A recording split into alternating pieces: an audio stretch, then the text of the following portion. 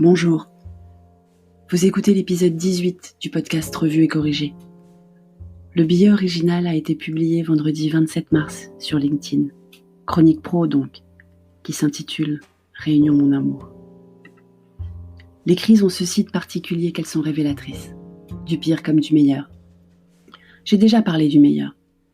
Les élans de solidarité fantastiques des individus, des entreprises, les cabinets de conseil qui donnent du temps, les usines de parfums qui font du gel hydroalcoolique, l'industrie textile qui se met à fabriquer des masques, les makers des Fab Labs qui fabriquent des valves en 3D.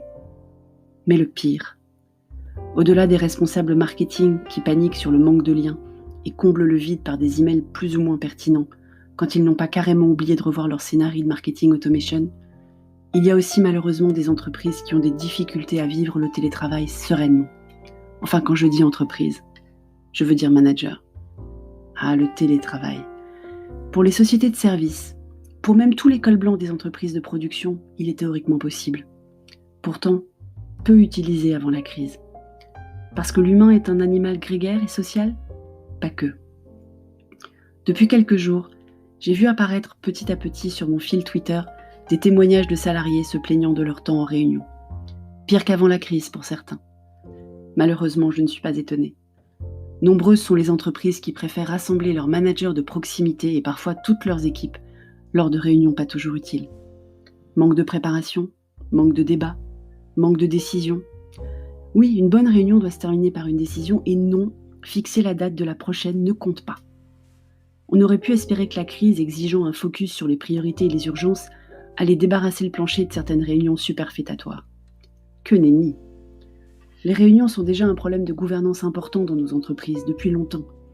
Les bonnes pratiques de fixation des objectifs, de gestion de l'ordre du jour, de prise de décision, de limitation des participants au juste nécessaire sont très rarement respectées. Mais en télétravail, elles servent aussi à rassurer les managers sur le fait que tout le monde est bien au travail. Le grand mal français du présentéisme, dont la plus grande preuve reste encore le fameux « tu prends ton après-midi ?» quand on part à 18h, qu'on ne subit pas dans les pays anglo-saxons, dans lesquels j'ai vécu, pour lesquels rester tard est synonyme de manque de productivité et d'efficacité. Ce grand mal du français du présentéisme, donc, est bien vivace en ce moment. La confiance n'exclut pas le contrôle. Qui ne l'a pas déjà entendu d'un de ses managers à qui on essayait gentiment de signifier qu'on savait ce qu'on faisait et qu'on n'avait pas besoin de faire du reporting toutes les 2 minutes.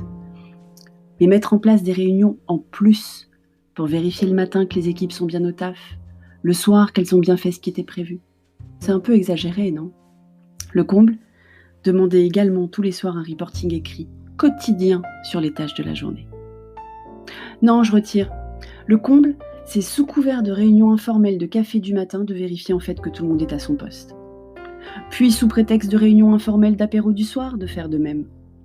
Alors je vous explique. Le principe d'une réunion informelle, c'est qu'on ne compte pas les présents, ni surtout les absents. Ces injonctions déguisées des équipes dirigeantes, peu versées dans la délégation et la confiance, est d'autant plus difficile à assumer pour les collaborateurs concernés s'ils ont des enfants. Faire classe en même temps qu'une visio est impossible. Accomplir des tâches à des heures décalées pour profiter de la pause Netflix, du relais du conjoint aussi en télétravail, ou de la sieste des enfants, devient pour certains la seule façon d'être productif, sans parler des parents isolés. Alors on fait comment ? Malheureusement, la solution miracle n'existe pas. Les peurs sont grandes, tenaces, et la solidarité des collaborants entre eux pour faire la grève de la visio inutile peut faire défaut. Surtout si on travaille dans un secteur sur lequel on anticipe des conséquences fortes au niveau de l'emploi post-crise. J'ai eu beaucoup de commentaires sur ce sujet, sur le post LinkedIn. N'hésitez pas à aller voir. Merci de m'avoir écouté.